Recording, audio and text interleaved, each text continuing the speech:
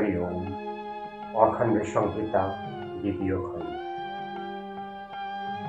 হরিকে অপর একজন প্রশ্ন করিলেন, হরির কি কোনো মূর্তি আছে? হরির মাতা পিতার নাম কি কোনো শাস্ত্রে আছে? কশ্যপের পুত্র বিষ্ণু, বসুদেবের পুত্র কৃষ্ণ, শত্রুঘ্নের পুত্র বুদ্ধ, জগন্নাথ মিশ্রের পুত্র গৌরাঙ্গ, কিন্তু হরি কাহার পুত্র? আর কৃষ্ণ বিষ্ণু প্রভৃতিকে হরি বা কেন বলা হয়?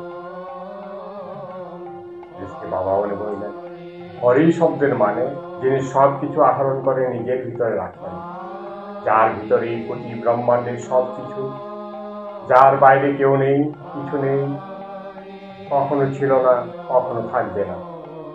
কৃষ্ণ বিষ্ণু শিব দুর্গা ব্রহ্মা মহেশ্বর সবকিছু যার ভিতরে রয়েছে তিনি হরি। তিনি সকলের পিতা, তার কেউ পিতা নেই। তিনি সকলের ধাতা, তার কেউ ধাতা নেই। এই জন্য হরিকে নিয়ে পুরাণ কালে কোনো জন্ম কাহিনী বা কোনো লীলা কাহিনী থাকেনি।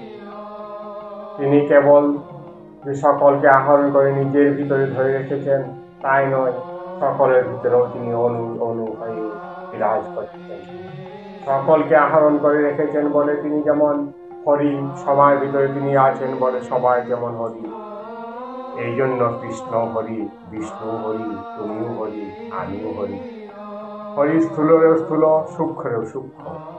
তিনি জড় চৈতন্য, চৈতন্যেরও প্রাণ। তাই সর্ববস্তুকে হরি বলে চিন্তা তুমি করতে পারো, তাদের কোনো ভুল হবে না।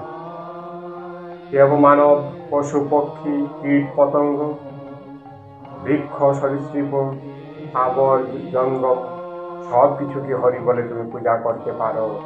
সকলেরই পিতা হরি, অতএব সকলেই হরি।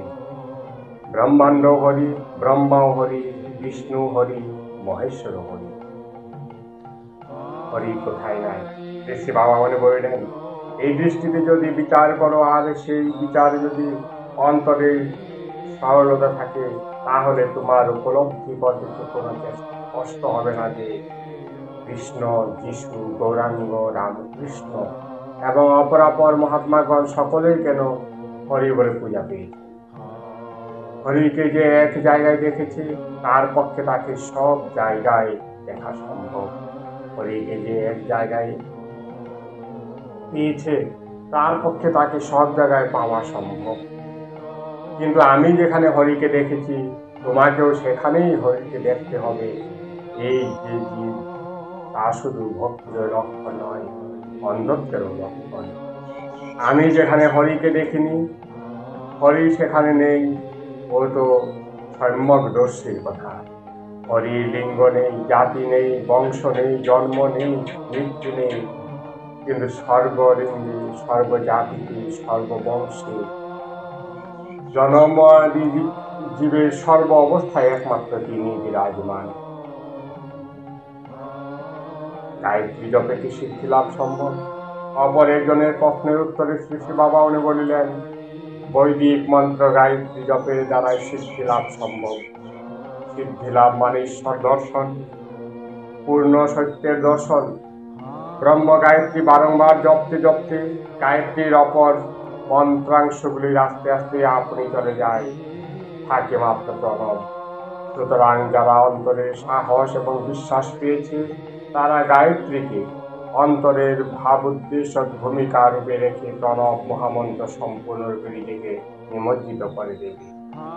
বৈদিক গায়ত্রী বহু অক্ষরে গঠিত, অতি দীর্ঘ, তাই একাগ্র মনসন্নিবেশ কালে প্রণব ব্যতীত অপর অক্ষরগুলি সাধন পর্বতারোহী আলোকের পৃষ্ঠদেশে গুরুভার বোঝা হয়ে দাঁড়ায়।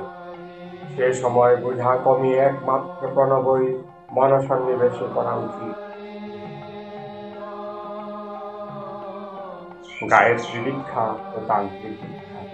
অপর এক প্রশ্নের উত্তরে শ্রী শ্রী বাবা মনি বলিলেন, ব্রহ্ম গায়ত্রী দীক্ষার পর আবার তান্ত্রিক দীক্ষার কোনো প্রয়োজন নেই। তবু যে তান্ত্রিক দীক্ষার প্রচলন হয়েছে তার বিশেষ কারণ আছে। বৈদিক ঋষিরা ভারতবর্ষে আসার বহু পূর্বেই তান্ত্রিক ঋষিরা সাধন জগতের দিব্য আস্বাদন সমূহ পেয়েছিলেন। তারা রিং, ক্লিং, শ্রীং, ঐং প্রভৃতি মন্ত্র সাধনার মধ্য দিয়ে প্রণব সাধনে পৌঁছেছে। ব্রহ্ম গায়ত্রী সাধনার মধ্য দিয়ে বৈদিক ঋষি যা পেলেন, তান্ত্রিক মন্ত্রের মধ্য দিয়ে তান্ত্রিক ঋষিরাও যে তাই পেলেন, এই সত্য বৈদিক ঋষির উপলব্ধিগত হয়েছিল। তাই তারা তান্ত্রিক সাধকের বীজমন্ত্রগুলির প্রতি নির্দিষ্ট হননি। সকল মতকে স্বীকার করার যে অসামান্য যোগ্যতা ও সামর্থ্য তাদের ছিল, তারই ফলে প্রায় বিনা কলহে বা অতি অল্প কলহে বেদ ও তন্ত্র এই দুটি মার্গের মধ্যে চমৎকার এক আপোষ রফা হয়ে গেল।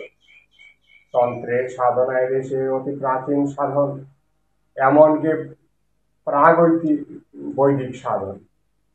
তাই তন্ত্রকে উচ্ছেদ করার বুদ্ধি কারো হলো না। এইভাবে বৈদিক দীক্ষার পরেও আবার একটা তান্ত্রিক দীক্ষা অনেক স্থানে চলতে লাগলো। যেমন বাহুতে অনন্ত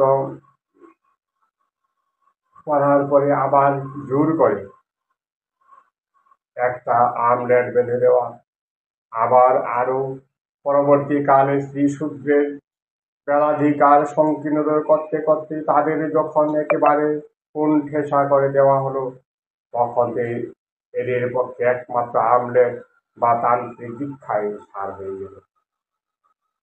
চিনি চিনি দিয়ে পেট ভরে ভাত খাওয়ার পরে আর কারো দই চিড়া দিয়ে উদরপূর্তির প্রয়োজন হয় না। কিন্তু দ্বিজদের মধ্যে বৃথা একটা লোকপ্রথা দাঁড়িয়ে গেল। তোমার অবস্থায় একবার ব্রহ্ম গায়ত্রীতে বৈদিক দীক্ষা নেবার পরে সংসারী অবস্থায় আবার তান্ত্রিক আরেকটা দীক্ষা নেওয়ার। কিন্তু একবার নিয়ে দুবার কাপড় পর ছাড়ার মতো এই ব্যবস্থা নিতান্ত নিরর্থক।